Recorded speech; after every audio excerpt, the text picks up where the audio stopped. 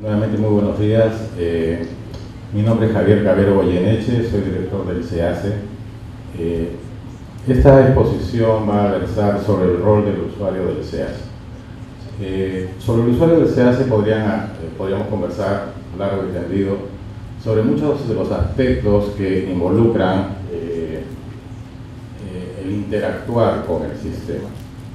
Podríamos hablar de las competencias, habilidades que tiene que tener el usuario para interactuar oportuna y adecuadamente con el sistema. También podríamos hablar respecto de los niveles de seguridad que deben ser respetados para que también sea adecuado el uso del sistema. En esta presentación voy a tratar un tema que también es importante, pero que de alguna manera no es tan visible, pero que resulta vital para la calidad de la información que en el SEACE recibe. Como decía un señor al que llamaban Jack, vayamos por partes. Hablemos primero del SEACE. ¿Qué es el SEACE? El SEACE es un sistema, fundamentalmente, sobre el cual se registra información y sobre el cual también se pueden realizar transacciones electrónicas. Desde los primeros años del SEACE, en el que las primeras versiones, en todo caso, fue de pizarra electrónica, es decir, totalmente informativo, les estoy hablando alrededor del año 2003 aproximadamente, ha ido incorporando funcionalidades en su core de negocio y cada vez ha ido cubriendo más de las porciones del proceso de contratación que la propia norma de la ley de contrataciones establece. También existe una obligación de registrar la información de los procesos de selección en él y tiene validez. Todos los actos que se realicen en el SEACE tienen la misma validez que los actos que se realizan de forma manual. ¿Qué cosa entonces, o cuál es la relación que tiene el proceso de contratación con el SEACE? Ya la doctora Seminario explicó, no quiero abundar demasiado en el tema, del proceso de contratación y las fases que lo conforman: planificación, la elaboración de requerimientos, el procedimiento y herramientas de contratación, la ejecución contractual y la satisfacción del ciudadano. En este punto quisiera hacer incidir. Nosotros tenemos los dos hitos: la planificación al comienzo, la satisfacción del ciudadano al final. Ese es el propósito de la contratación pública: satisfacer las necesidades de la ciudadanía. Respecto de cómo se satisfacen estas necesidades de la ciudadanía, el SEACE soporta tecnológicamente todo el proceso de contratación, o por lo menos gran porción del actual proceso de contratación. Se está trabajando en ampliar las funcionalidades, algunas todavía le faltan obviamente, pero aquí cabría la pregunta: ¿qué también planificamos? Porque la planificación, y cualquier gestor de proyectos lo sabe, es la parte medular de cualquier proyecto. Y que también, a partir de esta planificación, estamos consiguiendo ciudadanos satisfechos con los objetos de la contratación pública. El SEACE es un sistema complejo. El SEACE tiene que articular mucha lógica de negocio, mucho código entre todos los módulos que lo conforman: los módulos de apoyo, los módulos de negocio y los módulos de difusión. Si alguno de los participantes trabaja en sistemas, entenderá la magnitud de lo que significa tener un sistema de ese tamaño. Cualquier cambio normativo implica cambios en la lógica de negocio, y esta lógica hay que rastrearla a través de todos los módulos para que no impacte y guarde siempre una única lógica y los datos que maneja sean íntegros. Además, también hay que entender que no solamente son cuestiones de software, sino también de hardware. Los niveles de seguridad, de acceso, hemos sido víctimas de intentos de hackeo varias veces por vulnerar la seguridad del sistema. Y es un trabajo de misión crítica, como se conoce en sistemas, es decir, 7x24x365, es decir, de forma permanente tenemos que estar monitoreando que el sistema esté habilitado. porque las entidades o el público en general inclusive puede consultar en cualquier momento del día y desde cualquier parte del mundo la información que recibe en el SEACE.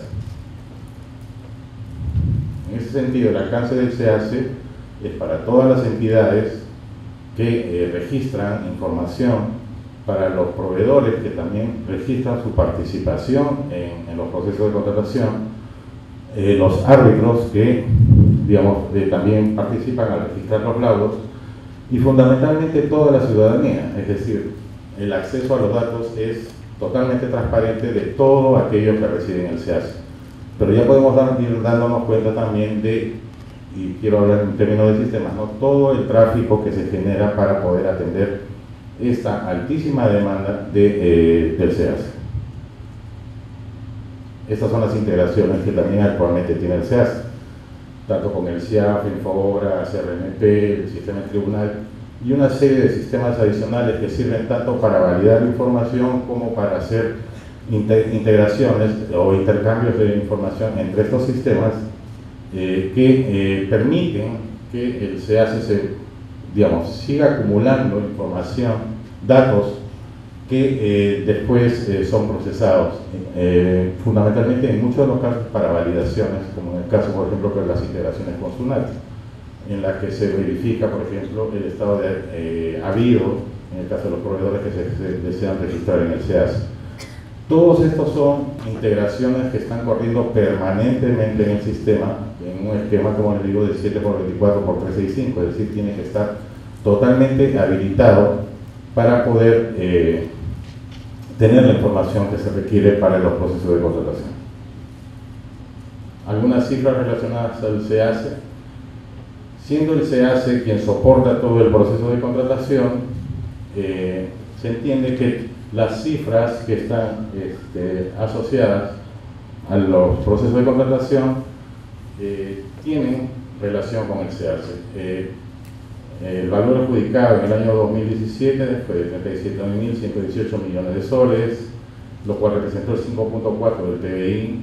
2.669 entidades convocaron procedimientos de selección, 48.995 procedimientos de selección, 483.207 proveedores inscritos vigentes en el RNP, que se entienden que son, por decirlo de alguna manera, clientes potenciales del SEACE. Toda esta información que les estoy dando tiene relación en el SEACE porque el SEACE tiene que soportar todas estas transacciones que se realizan a través de él. Estas son también algunas cifras relacionadas al SEACE. Hubieron en el año 2017 3.848.877 principales acciones, es decir, transacciones que se registran en el SEACE. Y esto nos lleva a que en promedio mensual 320.740 operaciones. Estas son operaciones transaccionales, no son informaciones solamente de información, es decir, de personas que están consultando o bajando información, sino son acciones de transacción. El rol del usuario del SEACE. De acuerdo a la ley de contrataciones, los funcionarios o servidores públicos tienen que registrar obligatoriamente toda la información en el SEACE, ¿no?, y bajo responsabilidad. Acá lo que tenemos que entender es que existen dos tipos fundamentales de usuarios del SEACE. El usuario informativo, o lo que le podríamos llamar informativo, y el usuario transaccional. El usuario informativo es aquel que, digamos, de alguna manera investiga, busca información,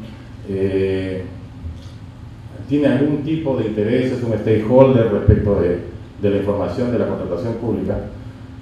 Y el usuario transaccional es aquel que sí registra una información en el SEACE, sea de un procedimiento de selección en particular.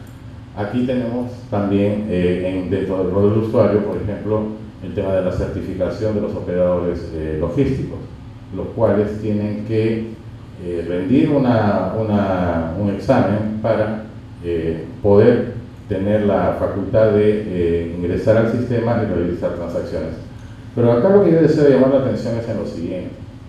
Un usuario transaccional puede también ser en algún momento un usuario informativo o de búsqueda de información. Y aquí se forma una suerte de bucle respecto de que en algún momento el usuario que es transaccional va a ser un usuario informativo y también este usuario informativo va a ser un usuario transaccional. Entonces, al generarse este bucle, hay puntos, o hay un punto en todo caso, de retroalimentación. Vale decir que aquello que está ingresando en el sistema, en algún momento el propio usuario del sistema, del CAC, lo va a tomar, pero ya como receptor, no como ingresante de datos, sino como receptor de la información que obra en el sistema. Esto nos lleva a la siguiente fórmula. La información. ¿Qué es la información? En realidad la información es un dato con una interpretación sobre ese dato. Estos datos se convierten en información y a su vez la información se convierte en conocimiento.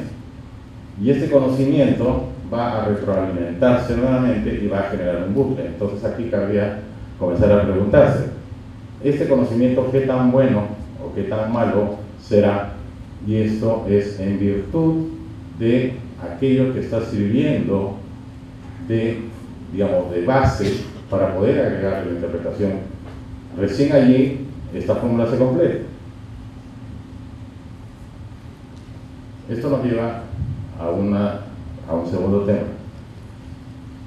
La calidad del análisis que se realice dependerá de la calidad de los datos de que se dispongan. Hay un adagio del sistema, garbage in, garbage out. Si ingresas información no válida, lo que vas a obtener como resultado también es información no válida. Y esta retroalimentación, en este caso, vendría a ser la de un círculo, no de un círculo virtuoso, sino de un círculo más bien en el cual los resultados se van a ir cada vez, por llamarlo de una manera, corrompiendo más porque simplemente no guardan integridad, no se ajustan a la realidad.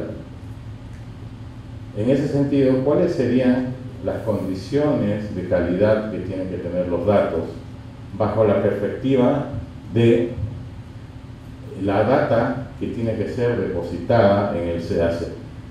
Quisiera incidir nuevamente, el CAC apalanca o sostiene todo el proceso de contratación. Quiere decir que los datos que tienen que ser ingresados tienen que ser válidos, es decir, tienen que ser verdaderos. Los datos tienen que poder ser validados, verificables, es decir, que se pueda recurrir a la fuente y que esta confrontación con la fuente indique que sí, efectivamente el dato es válido. Tiene que ser consistente, es decir, tiene que guardar integridad con los datos que puedan recibir o estén siendo compartidos con otros sistemas. En una diapositiva anterior les mostré los niveles de integración que tiene el CAC. Los datos también tienen que ser íntegros respecto del modelo de datos que soporta la lógica de negocio del sistema. Tienen que ser también permanentes, es decir, tienen que asegurarse de la permanencia del dato en el tiempo para que los análisis y las investigaciones que puedan hacerse respecto de los datos, de la información que recibe en el sistema, permitan un análisis completo. Y esto nos lleva a lo último, es decir, que los datos tienen que estar completos también. Es decir, no es solamente cuestión de poner información que pueda ser válida e íntegra, sino también que tiene que estar completa, es decir, toda la información estar allí, y a su vez este tema de estar los datos completos también nos lleva al concepto de que tienen que estar en el momento oportuno. O sea, de nada vale poner un dato que sea válido cuando ya la oportunidad en que debió haber sido colocado este dato ya pasó. Personalmente, como director del CAC, todos los días tengo que firmar N notificaciones a entidades que no cuelgan su información en forma oportuna. También respecto de algunas entidades que cuelgan información que no corresponde, y se les tiene que estar notificando para que amablemente cumplan con la obligación de poner la información que corresponde en el sistema.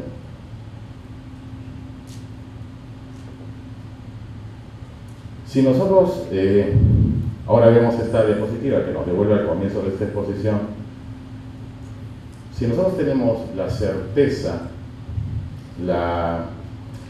digamos, la preocupación porque los datos que tenemos, estamos ingresando en el sistema sean y guarden la consistencia que deben, este proceso de contratación cada vez va a poder ser mejor planificado y mejor ejecutado porque ya existe certeza de la calidad de los datos que están recibiendo en el sistema. Particularmente, yo he visto algunos análisis que se han hecho con la Oficina de Estudios Económicos de OCE, por ejemplo. Hay que bajar la data y hay que pasarlo por, entre comillas, un proceso de limpieza, como se le llama. Es decir, comenzar a retirar aquella información que tiene algún tipo de vicio, no corresponde, está incompleta o con errores ortográficos inclusive, que no distorsionan inclusive el objeto, está mal seleccionado el CUPSO, etc. Tiene N defectos y tenemos que comenzar a tamizar la información, lo cual nos lleva también a una situación. Ya la data no comienza a estar completa porque estamos comenzando a eliminar algunos registros que realmente están distorsionando el resultado. Entonces, más por muestreo, se trata de obtener la información lo más certera posible, pero esto debido a que no hay el suficiente cuidado en poner los datos que corresponden y además en hacerlo en forma oportuna, porque se quiere obtener la información de un proceso completo y resulta que está faltando información. Si nosotros tenemos este cuidado, si nosotros tenemos esta preocupación de que la información cada vez sea de mayor calidad, lo que vamos a lograr, obviamente esto es un ciclo continuo, esto no se da solamente en un año. La mejora de esto es una mejora permanente, se va a dar a lo largo de un ciclo de un determinado tiempo, pero lo que vamos a lograr cada vez más es tener análisis más certeros que nos permitan hacer una mejor planificación de nuestros procesos de contratación basado en la certeza y validez de los datos. Vamos a poder ejecutar un proceso de selección con esta preocupación, con menores errores, y de lo que no se debe perder la perspectiva es de lo siguiente. Finalmente, nosotros, como servidores públicos, nuestra principal misión es la satisfacción de las necesidades de la ciudadanía.